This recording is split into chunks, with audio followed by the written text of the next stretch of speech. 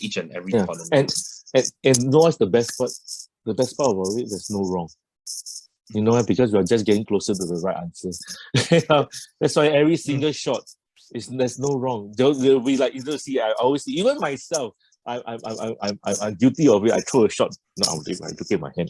No, that was a bad shot.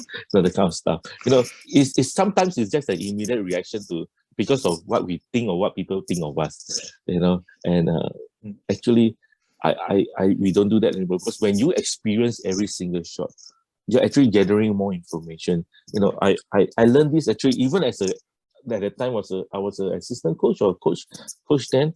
You know, we brought the team up to the Euro Challenge. We were in Greece. You know, it wasn't Greece. This was already moved to I believe Germany then. You know, Brunswick Euro Challenge, and guess who was there with us? Yeah, who was there with us? No, this was Ballmaster, not Brunswick Euro Challenge. Ballmaster, Parker Bond, the third. Okay, I was so happy, and he was in the same bus with us, and he actually said, "Hey, let's go for lunch together." I was so happy. I got all our players together, and I was asking all the questions, and there's something that he shared with the kids, and that was a youth sherry time then. Okay, the youth sherry time, and Parker shared this, you know, that every single shot that he throws is like painting a paintbrush on an empty canvas. Every time you throw, it's going to be changing. Nowhere is changing. Know what you have done and move from there because you're just gathering more information for yourself. That's why it's never a wrong shot. It's about knowing if you miss left or as a right-hander you miss right. Oh, so if you came back, oh, there's dry there. If you went straight, oh, there's hole there. You know, but what we do, we blame ourselves after a bad shot. That was right. Yeah, I missed it. You know, but if you start to experience every single shot and absorb every single thing, you're actually getting more information for yourself to move forward to the next game. You know, so what does it do? It makes your mind clearer. No, lesser negativity, more positive in terms of experiencing things. You know, and if you can get that into your mindset, you know, and learning every single step of the way, you know, you'll be surprised after 72 shots you don't realize you already finished the game. You know, I don't know how to explain to people. You know, when I was an athlete, there were times in my athlete career, I both finished 6 games without even knowing that I finished the 6 games. My coach was so good into keeping me in that, I would say, the zone. You know, that I was just doing that. And how did I keep myself in the zone? I was so confident that I could keep myself in the zone by focusing on my routine. My routine just made me go because it was just over and over and over again. I didn't care whether I strike or not. If there was a team behind, I picked up the spare. Yes, I embraced all the strikes. You know, I embraced all my spares and stuff like that. But I kept going on with my focusing on my routine. Be good of it. And you know, results always affect you. So when you see certain results, then you start to you get out of the zone. You know? So then how do you get back?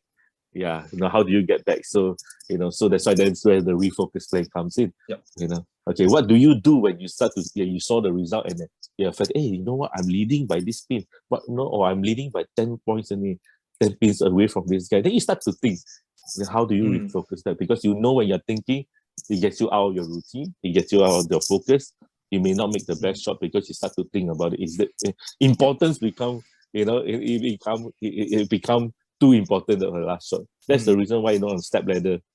And I'm so glad that Singapore bowling right now is having so many match plays in their events, you know, and the upcoming tournament we're going to be having a lot of match play competitions and stuff because we want the youth to experience that, you know, and I really hope that this will get on. Sorry, no problem. Because I think one of the key things that you mentioned was about, you know, the mental aspect of the game, you know, that we just actually, one of the key things is to keep going through the routine, you know, making sure that you go through the routine and not to worry too much about the scores, because if you go through the routine well, you continue to be thinking about, you know, what adjustments I need to make and go through the routine again and readjust again, and the scores will come by themselves rather than worrying about, you know, whether it is a good shot, bad shot. I was very fortunate enough to be able to stand behind one of the greatest bowlers Singapore ever had, and still is to me, if he still bowls, Mr. Remy Ong, what was his main focus? That he always said, my process, from when he won the Asian Games to when he was bowling his final major event in 2010, in I believe Guangzhou, before he became a national head coach. He was one of the best clutch shot shooter I've ever seen, and you can ask every left-hander even in the pro tour, and stuff like that. They know, when he comes to amateur tournaments and he come and meet this guy, and you watch Sherry Tan, you watch Remy Ong, you watch the top athletes around the world, Tiger Woods, every single time before they go and before they make the shot, it's always the same thing. Nothing deviates. There's always a part where they start to make they start to make a decision. Then after that, once they move into that zone of they're going to make that shot, hit, and then experience it, see what's going on, make a decision, pop, and that is something that we really need to focus on. And that is my advice to coaches, to get that going with every of their athletes. It may start very slow and they may not like it right now. Guess what? I also didn't like it, but it took me 6 months to really get it going with tournaments and stuff.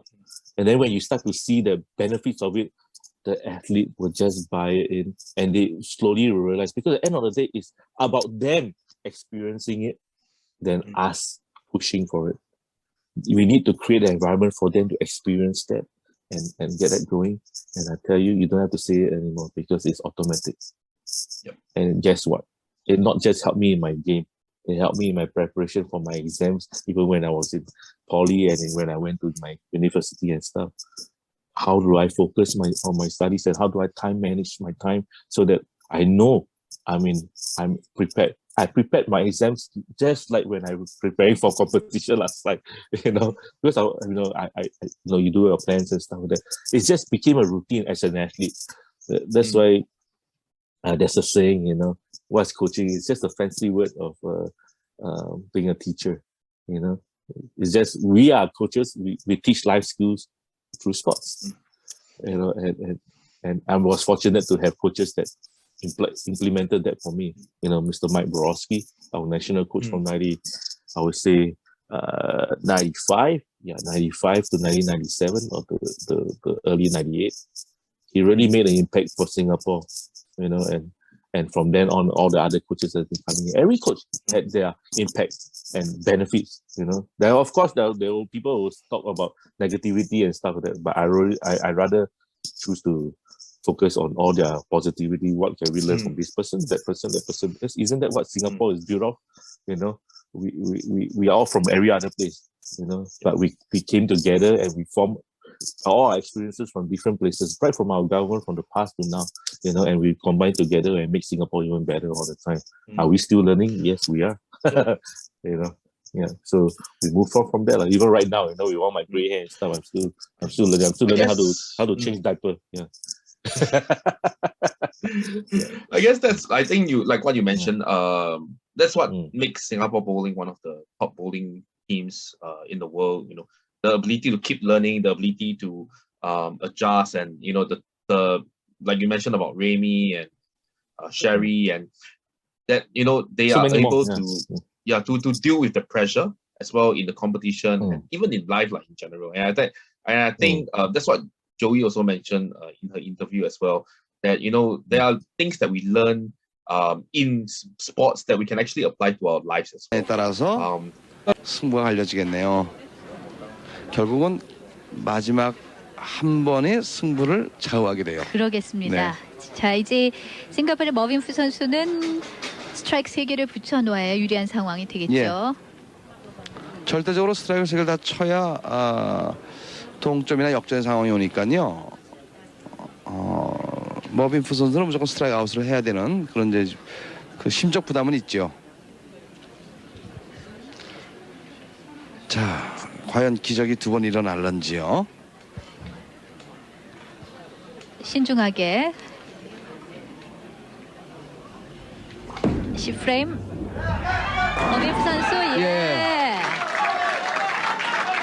자, 이제는 김현석 선수는 라스트 프레임의 스페어 처리는 꼭 해야 되는 그런 상황까지 That's the thing that why I was so happy. I even teared when Charlene shared with me the video. Charlene stupidly was the one that, hey Merv, check this out, and she had the video. You know, they archive it. I was, because I've been looking out for that for so long, and I was about to say the reason why is because I just wanted to have a video to show my daughters that their daddy, you know, and it's not about me winning. It's not about me being on TV and stuff. It's about being confident in yourself, you know. And what was that gave me my confidence? It's not that I won before and stuff like that. No, it's because I was confident that my routine, I was confident that my processes that I was focused on, I could handle pressure. And that gave me so much confidence because I knew how to handle pressure now. I focused on this will always give me this, and I kept doing that. And it really worked. That's why I really hope that there's more focus on this, because it not just applies for your first ball, it applies for your spares too, you know, and stuff. The more you do, and nothing beats hard work. Yeah. So and I guess this, like what you mentioned about the mental aspect, you know, of process, routine, confidence, all this side of bowling, you know, the mental side of things, also help you in your life, right? Like you mentioned, your exams and, you know, even now doing things as well. Yeah.